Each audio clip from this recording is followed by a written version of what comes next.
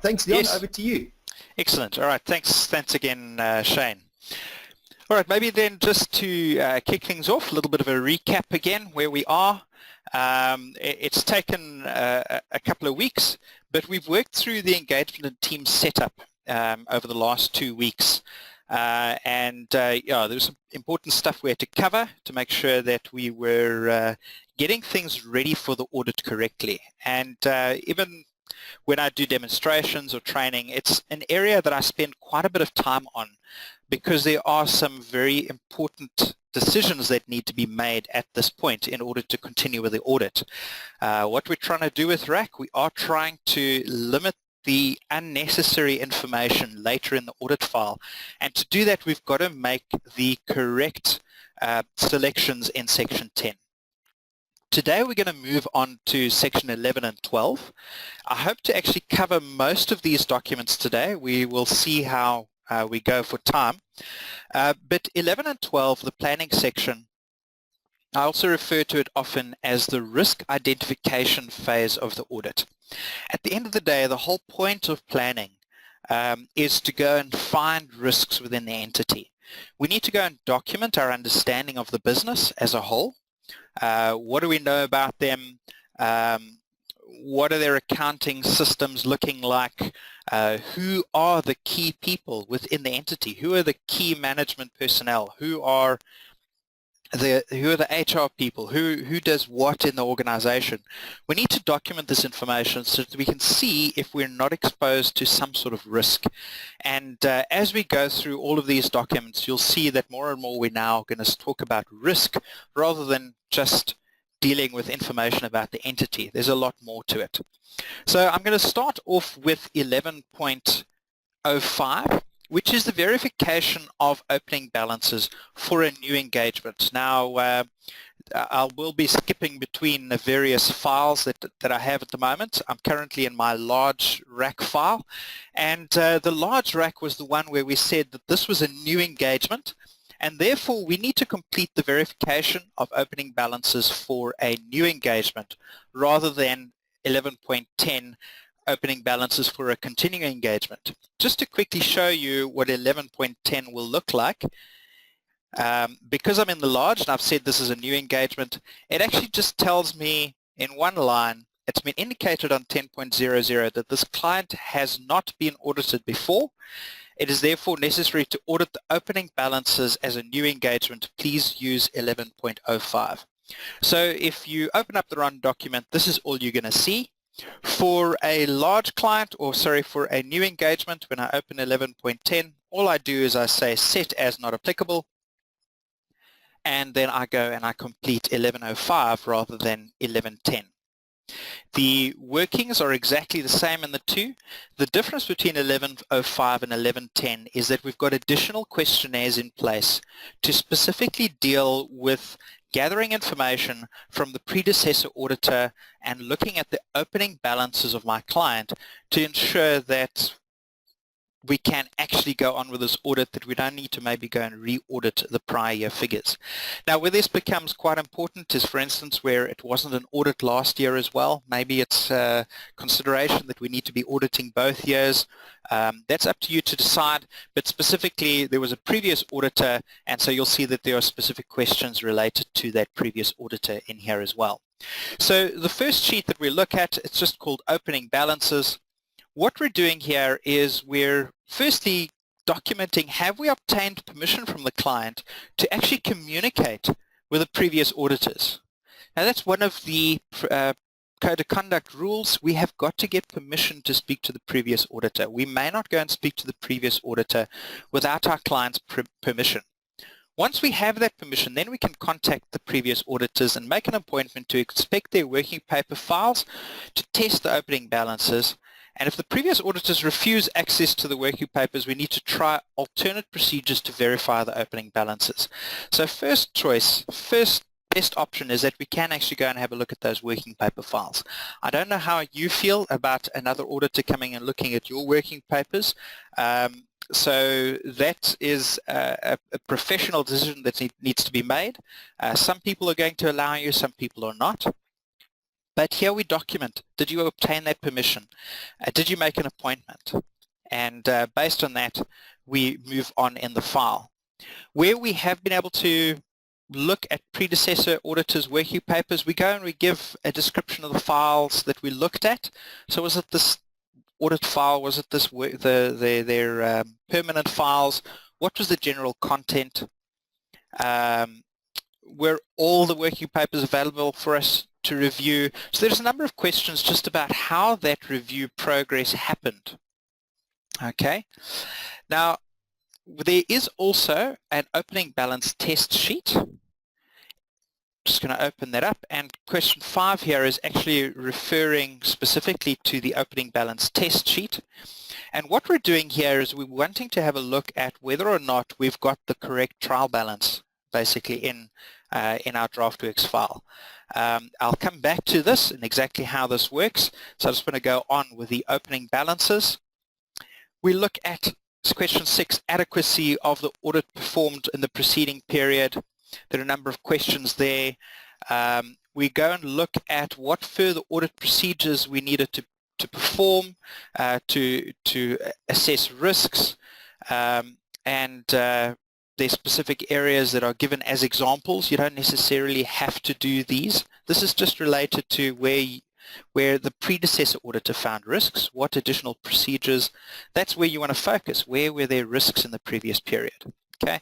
We look at uncorrected material misstatements, if there are any, and you'll see just scrolling down, there are a number of considerations. There's a reviewer's opinion in here, and then an overall evaluation.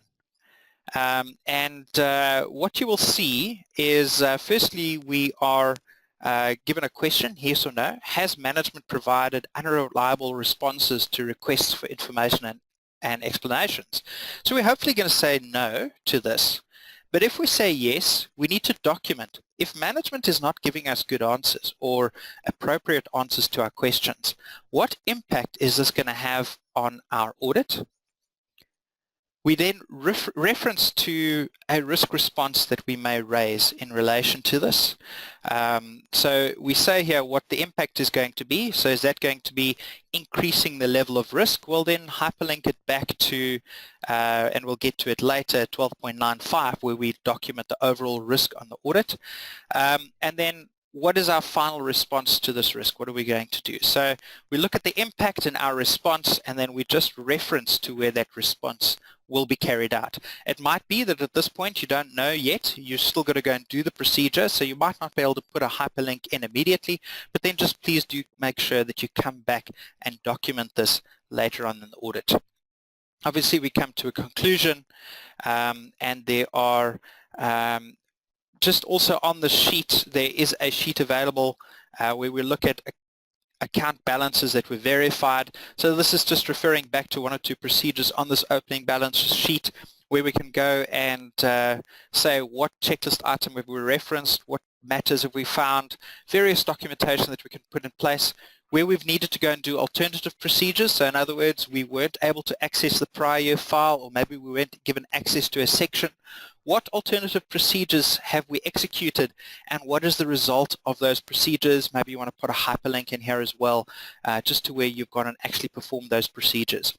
So 1105, the bulk of it is actually just going through and deciding or looking at prior working papers if we can. If not, what is our alternatives, and just documenting that process in detail.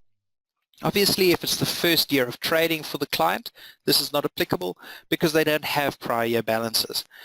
This is just applicable where you're taking over an audit from somebody else. Then coming back to this opening balance test, it's an area that I used to have to do quite often because our clients didn't process their audit journals properly. What we're basically doing in this sheet, and the next three sheets are all common between 1105 and 1110, is we automatically pull through the balances in the trial balance from Draftworx. So whatever you've imported into the trial balance, but please note that these are the prior year balances. This is not current year. And all you need to basically set at the start is what I've pulled into Draftworx in the prior year. Is that a new TV I've obtained from the client, Or is this a trial balance that I got from the previous auditor? Now obviously if you get the trial balance from the auditor, it's going to be far better information sitting in Draftworx, because that should then be the final balances as per his audit. But if it's from the client, then we do still need to get the trial balance from the auditor. Otherwise, how can we compare and make sure we've actually got the right balances? So whichever one is in Draftworx, you just select from this drop-down, whether it's a client or auditor. All it does is it switches the naming of these two cells. So if I select that this is the TB from the auditor on the left, then I need to get the TB from the client on the right, and vice versa. That's all that drop-down is really changing. However, the information from the auditor, in this case, we need to get from a source. So we need to get that trial balance. Now, historically, what I've seen done a lot, and which many of my clerks always did, was they'd go and manually put in, this is this trial balance, this is that trial balance, and try and match line by line, which is a very time-consuming process, wastes time on an audit. You don't want to sit and try and be matching account numbers the whole time. What we've done is you'll see that there's an alternate TB sheet, and if I open that up, this is where you can just go and value paste the trial balance in that you are using as your alternate. Okay, so you'll see the format. It just needs to be an account number, account name, balance. It doesn't have to be in any particular order. It can be in any order you want. And what I'm then able to do in the formulas is go and match these items line by line for you instead of you going and doing it yourself. I just want to scroll down and show you what happens. For instance, here are two new accounts that I've imported into alternate TB, and they are displaying at the bottom of this listing. So we're not missing them anywhere. All right. Here is an account that was not matched, so it leaves the line blank. So it's intelligent enough to pick up new accounts as well as adding or basically skipping lines for where there's not a match, so that you can get a line-by-line calculation of the difference quite accurately. Okay, and you'll see that it is going and posting various differences. Number of things to be aware of. You'll see that there is a little balance calculation. Is this trial balance and balance? At the moment it's 0.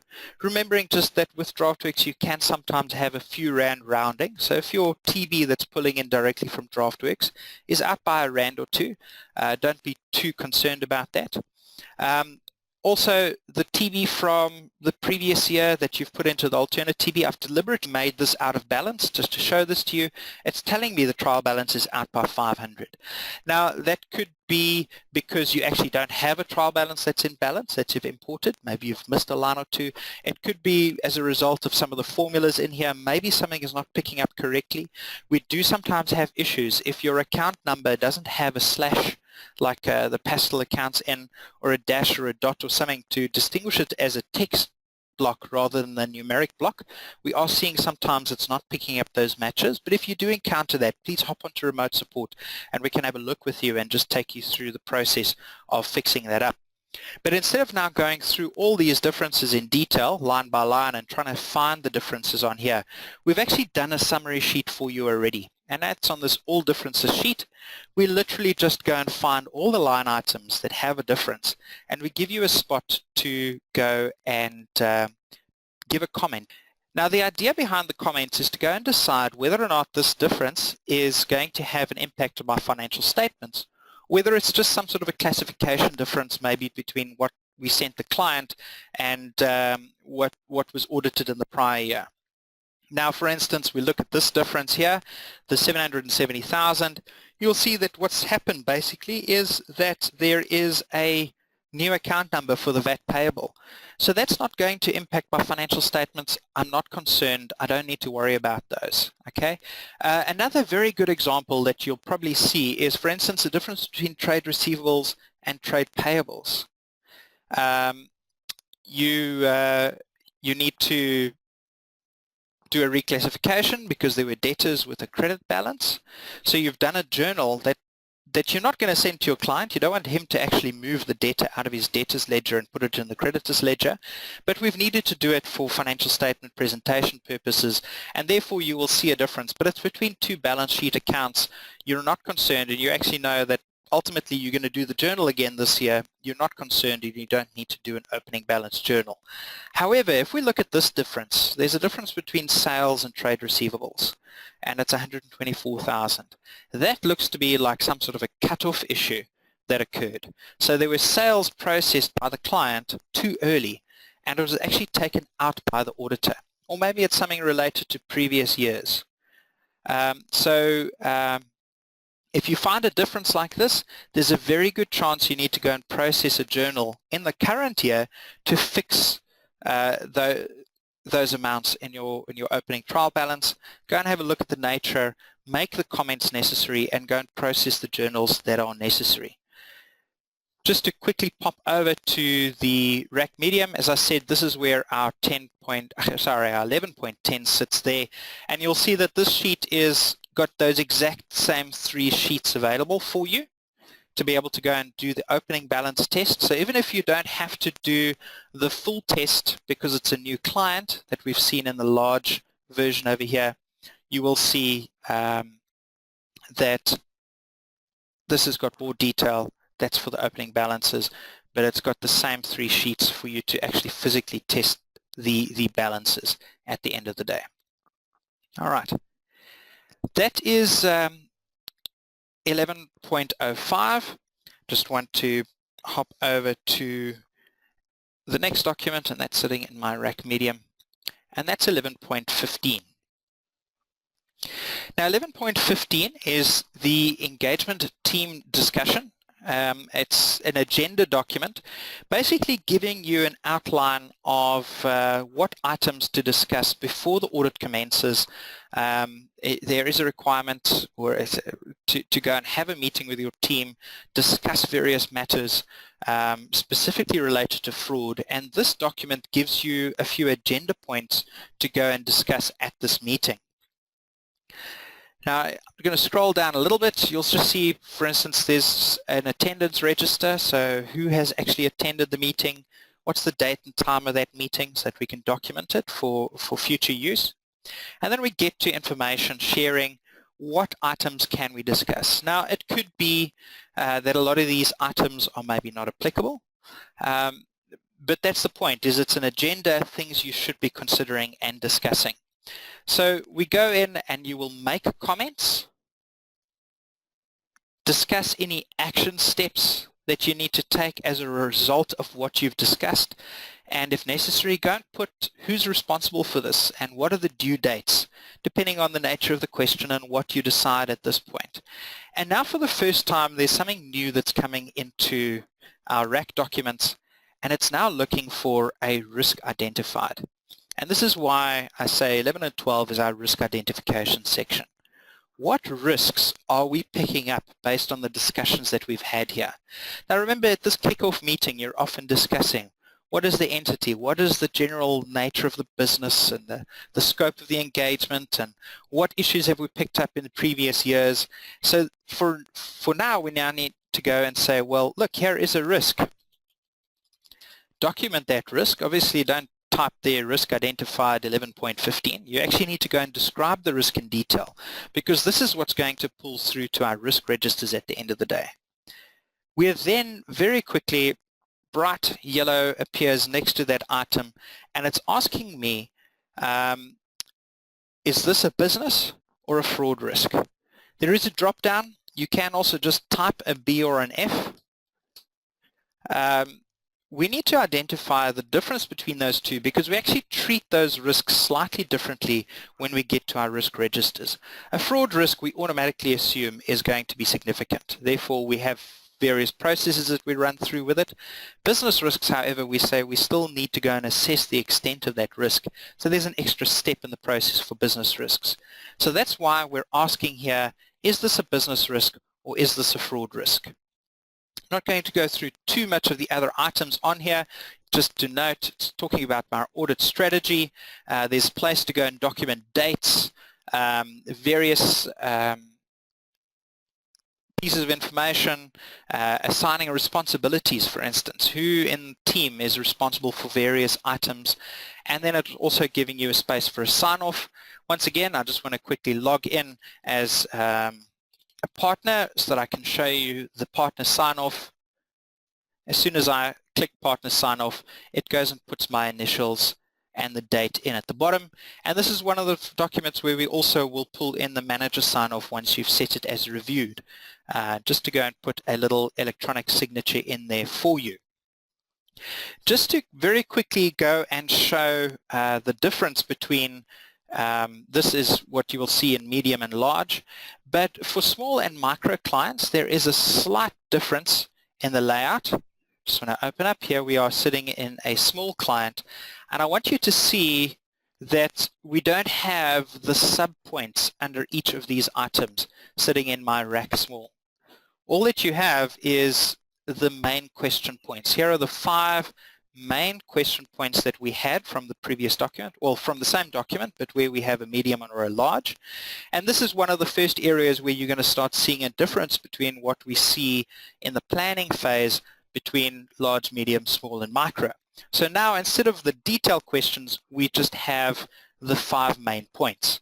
What's important is that I'm hiding various things, but they may be pertinent. So it is important to understand what sort of stuff I should be discussing in terms of the nature of the entity and the scope of the engagement. But a lot of those questions are actually going to end up being not applicable because we're dealing with a small, low-risk client. So we have to try to summarize things a little bit to make the completion of 11.15 a little bit easier. All right, let's go back to my medium client, and I now want to go and open up 11.20. 11.20 is the review of prior year audit report and management report. We did an audit last year, or somebody did an audit last year, hopefully, and you've got the prior financial statements in front of you. Whether it is you or another auditor, there is an audit report.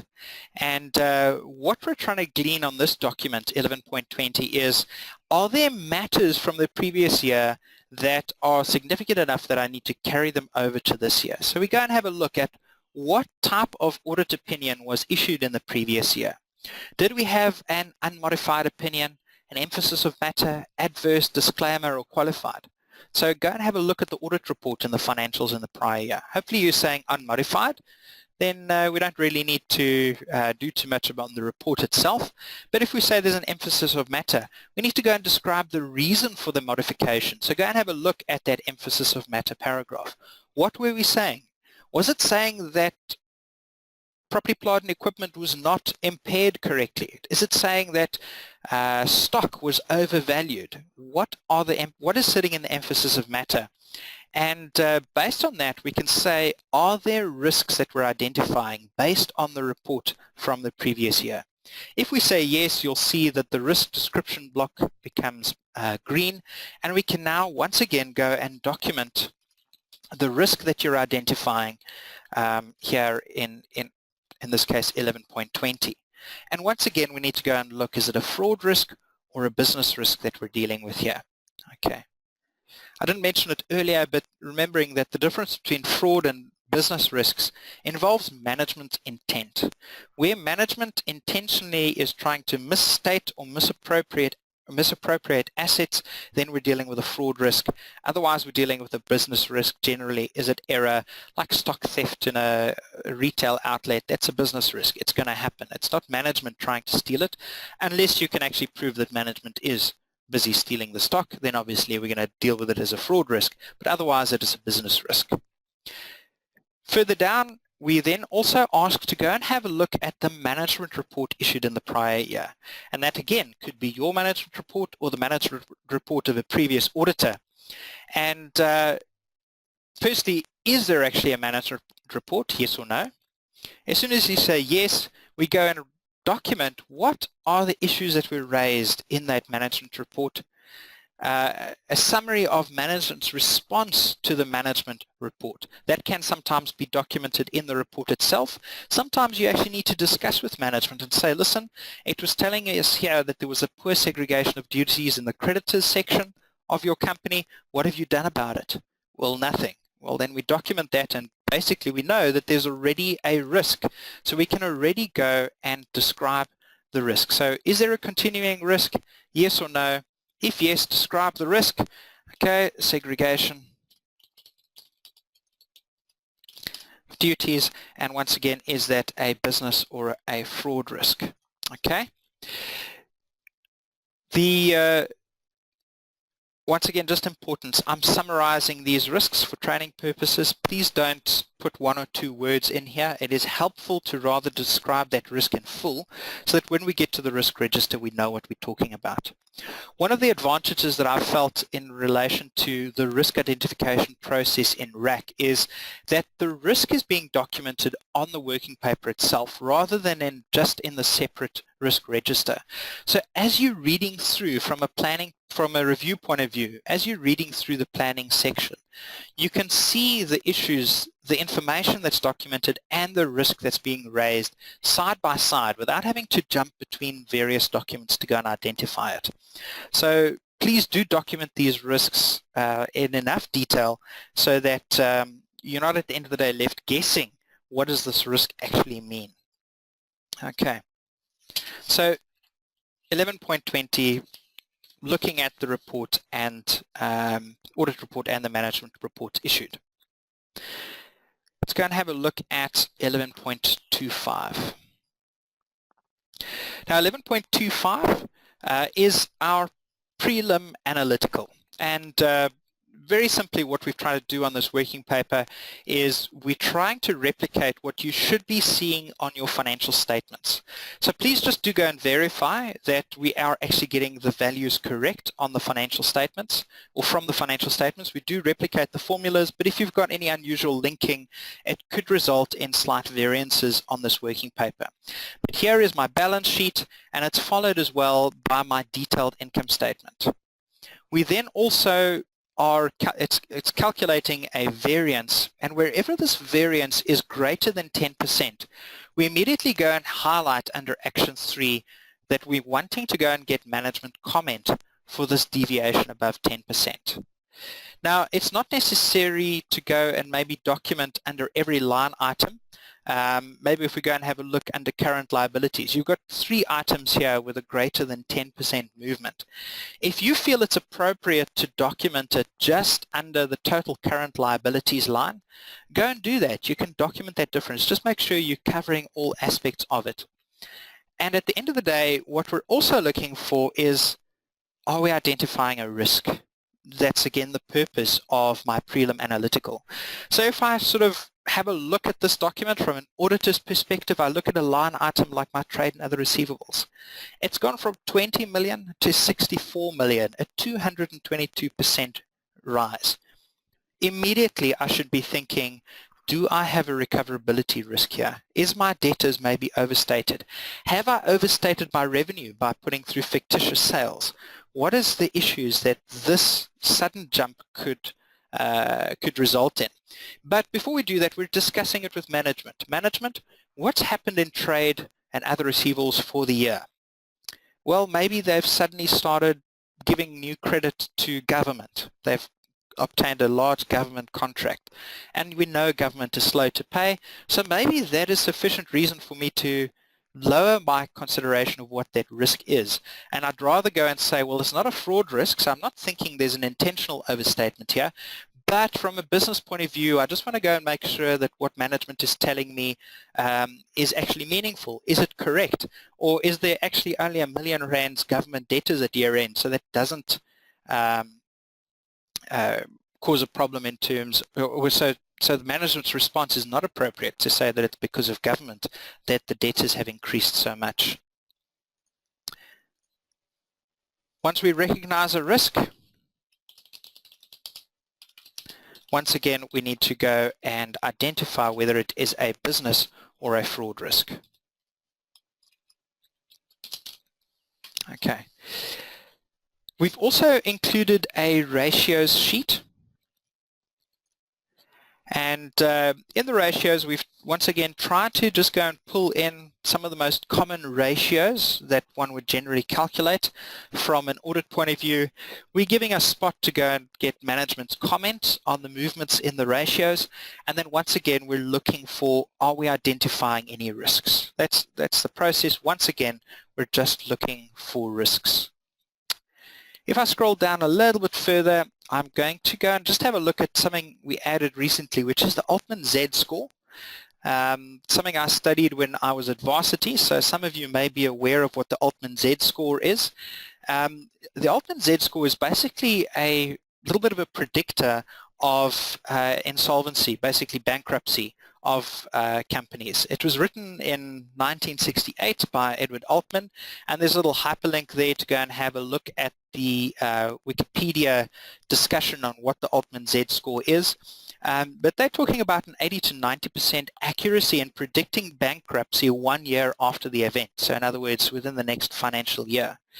And it goes and calculates various ratios. It goes and has a look at what and distinguishes between safe, grey and distress zones for the business.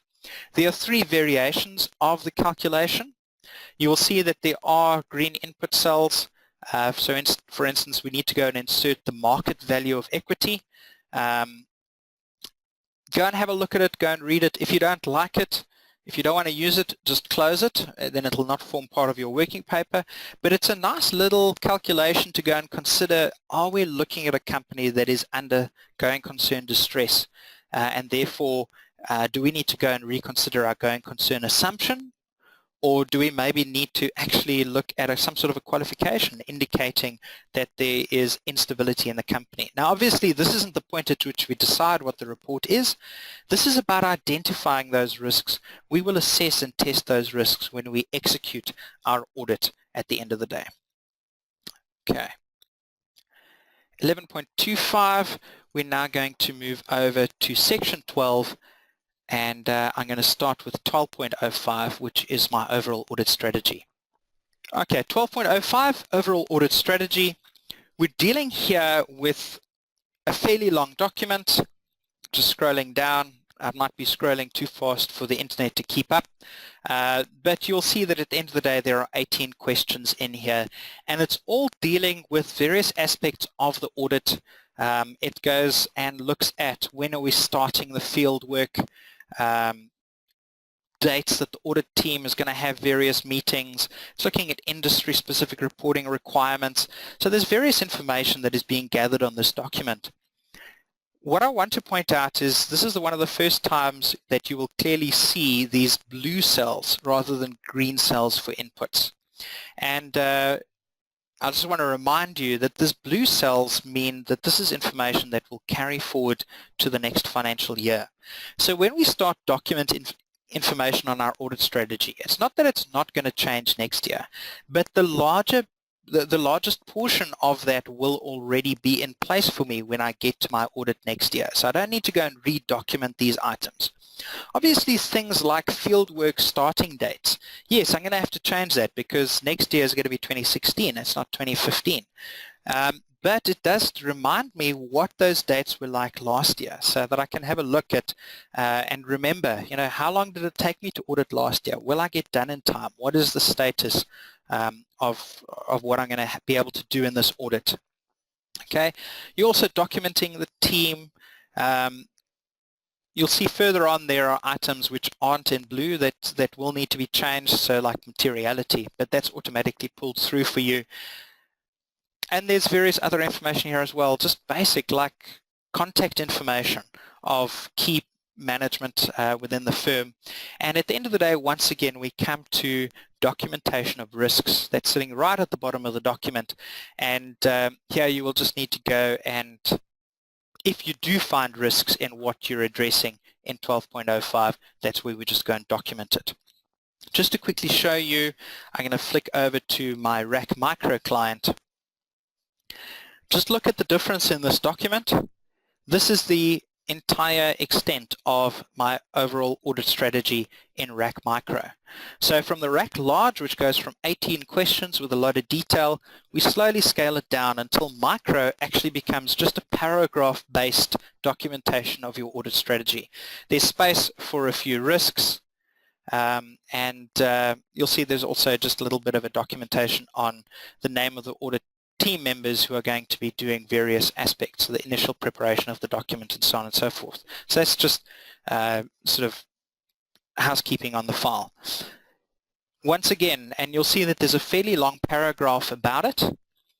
the full document is actually worked in here, so you can use this little plus button to go and look at the full detail of 12.05 to go and remind yourself what sort of things should I be documenting, but that's not the audit file. The audit file is these paragraphs that you will go and type. And just a reminder, as I was discussing the other day, as you type, you can go and make use of the Alt-Shift-Enter to go and insert new lines within a cell. So you don't have to go and add rows. You can insert lines within a cell to go and create the text that you need in this working paper. Then we're going to move on to 12.10, understanding the nature of the entity, and I'll first have a look again at the RAC micro version. And once again, the full detail of the document is provided. If you click the plus button on the left-hand side, and that'll open the full details, but from your working paper, it's these lines here. This is your documentation of the understanding the nature of the entity. Remembering again that we're sitting here in a RAC micro file. We've indicated that this is a very low risk client, so we are trying to give you a little bit of freedom in terms of completion of 12.10, but please again make sure that we are covering the relevant aspects that we should in 12.10 when you're documenting this. Going over to RAC large, and let's go and have a look at 12.10 in RAC large. And here you will see that there is a lot of detail being pulled in. But once again, please take note that we're putting in a lot of blue cells where information will roll forward into the next financial year once you've documented it completely. So please do go and document information properly in year one. Yes, it will take a little bit longer in year one, but you will have time savings in year two because you're not going to have to go and type out this information again. All right, what we also then add when we get to the larger side of clients is we go and put and give you a couple of possible risk factors to consider. It doesn't say you have to add these risk factors. These are risk factors for consideration. You can go and say yes or no, is it a business risk, or go and add your own. You can even overwrite what's sitting in these cells. You can type your own risks over these possible risk factors. But the important thing on this document, and I'm just going to scroll down to the bottom quickly, you can have a look that there are 36, in fact 41 questions on this working paper.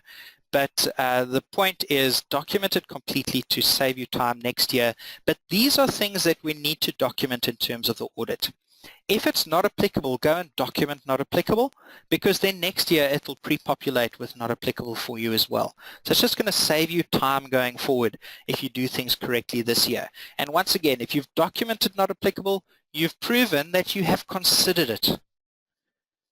Once you've put in some sort of professional judgment, it becomes a lot more difficult for a reviewer to say you're wrong. You've put professional judgment in place, you've marked it as not applicable, and move on from that point. 12.15. 12.15 is a fraud discussion with those charged with governance. It's a fairly basic document. Basically, you're going out and you're having a discussion with various levels of management within the entity. And you'll see the first one says at least the CFO. There's also a block for you to go and have a discussion with an audit committee, the internal audit, and any other staff. How you complete this, you could go and have the same discussion with two different people and put both their comments in. But the point of this entire questionnaire is to go and identify, are we once again finding any fraud risks? Specifically because this is a fraud discussion, we're looking specifically for fraud risks. And once again, if you do find a risk, we need to go and document that risk. We're not asking if it's fraud or business. We're assuming that it's fraud based on the nature of the questions. So question one is, are you aware of actual or suspected fraud affecting the company? Well, if your CFO is saying, yes, there is fraud, well, obviously you've identified a fraud risk that you need to do something about in your audit. The questions go into a fair amount of detail in some cases. Some of them, some clients, the staff are just not going to be able to answer. So you have a look at the questions, look at what's applicable for you, go and have those discussions. But we are dealing with fraud, which is quite important, so please don't just skim over it and ignore it. It is important to go and have these discussions with your client. The next document is 12.25. 12.25, we're now dealing with laws and regulations, and it's one of the documents that I get quite a lot of questions about, this laws and regulations. What should I be doing? And what I actually did this morning, just to try and get a bit of a handle on it, to discuss it with you, is I went and I opened up ISO 250, and ISO 250 is the consideration of laws and regulations in an audit. And on the one hand, I'm actually opening this document just to remind you that RAC is not the only reference point for your audits. You do need to consider the ISOs as well. We try our best. But if you don't understand the ISOs, RAC is going to be a lot more difficult to complete. Now in ISO 250, paragraph 13, it's telling us that the auditor shall obtain sufficient appropriate audit evidence regarding the compliance with the provisions of those laws and regulations generally recognized to have a direct effect on the determination of material amounts and disclosures in the financial statements. That is what we need to consider as an auditor. ISO 250, I read through it this morning, quite an interesting document. It tells you that basically there's a limitation on the auditor. We cannot give an audit report and say that we've covered all non-compliance in our report. There's some stuff that we're just not going to be able to uncover, and we can't be held responsible for non-compliance of any laws and regulations by the client. However, it is something that we need to consider in our audit. We need to consider the impact. So what I would suggest is hold the balance sheet and income statement next to you of your client. Have a look at the director's report maybe as well, and go and identify what material balances could be affected by specific laws and regulations, and therefore are items that we need to consider for compliance in terms of our audit. So going back to the actual 12.25 document, you'll see that what it's asking, it's giving you space for a number of acts. I think there are 7 in total. What is the act that is going to have specific financial impact? Document the act. Obtain a general understanding of the applicable legal or regulatory framework. Now, if you have decided, and maybe it's something that a firm needs to put together as their approach to this document, are we going to use the VAT Act as one of the acts that we consider could have a potential material impact on the client? And if we say yes, maybe you should be putting VAT Act on every one. But then the answer to the second question is going to be the same for every single client that you do, because you need to obtain a general understanding of the applicable legal or regulatory framework. So document your understanding. Inspect correspondence with the relevant licensing or regulatory authorities. So go and have a look at the VAT returns. Go and have a look at any documentation that they've received back from SARS about the VAT, and go and document your findings here. Once again, if necessary, go and put a hyperlink in to a separate document where you've documented this. If the space isn't enough for you, don't make the cells too big.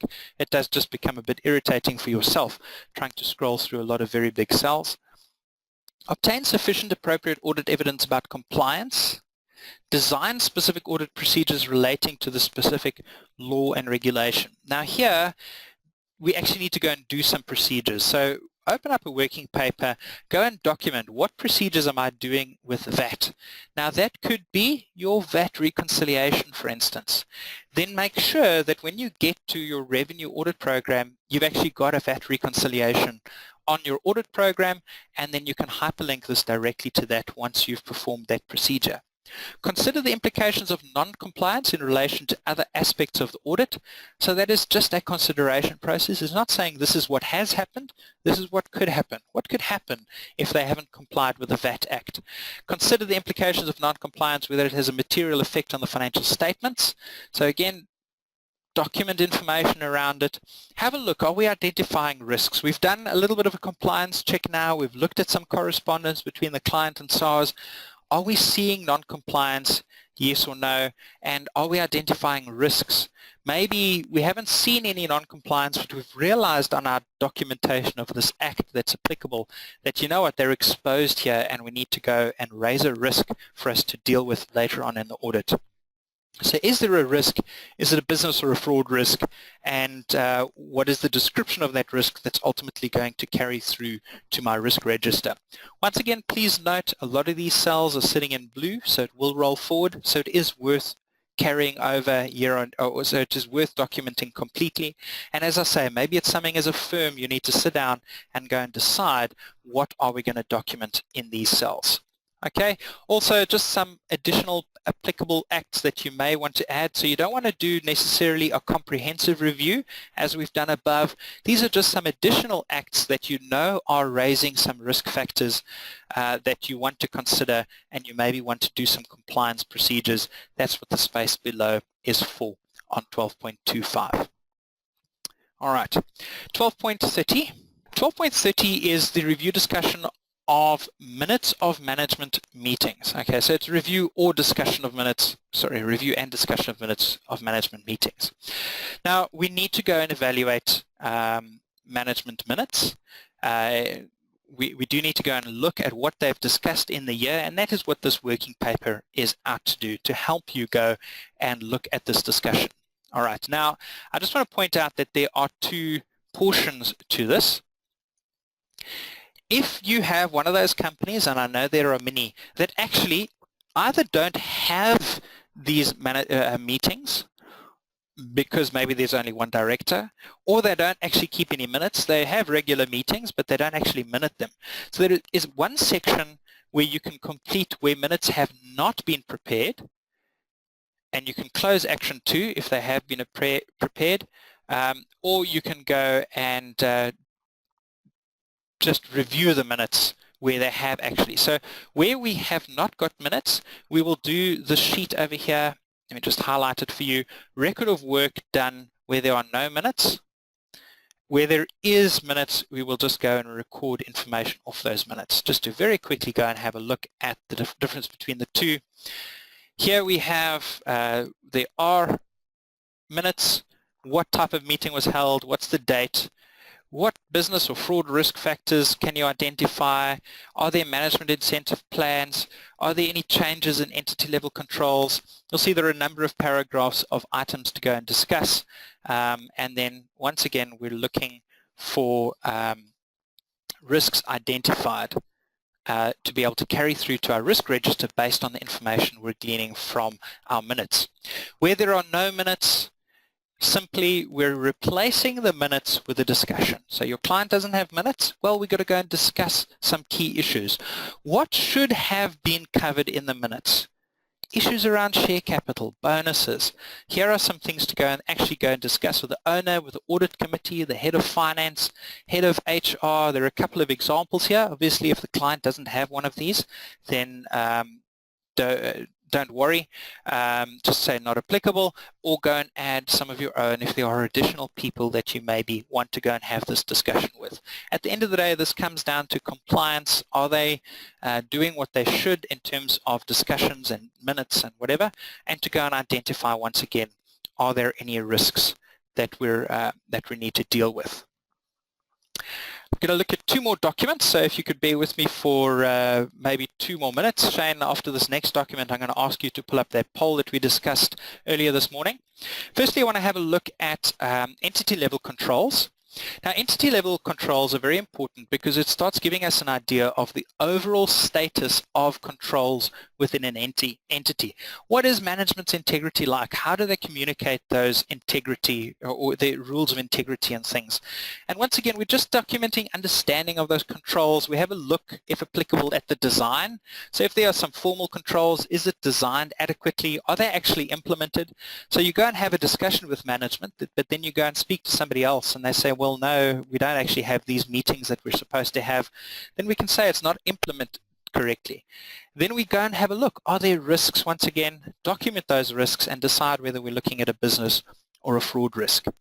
What you will see, there's quite a lot of questions here. I'm currently in my large client, but I want to hop over to medium client quickly. most of you will audit with a medium-sized entity, and I just want to show you that what we do with a medium is we take out the detail columns just to try and minimize some of the level of detail that you have. Please once again note that we are sitting with a lot of blue cells, so you are able to roll forward this information to next year. So once again, it's worthwhile documenting this information correctly. Shane, if you want to pull up that poll for me quickly, I want to look next at IT controls. All right, so is that poll coming up? Yeah, and I'm actually just, I hope you wanted me to launch it, but I'll thank you. just put it up.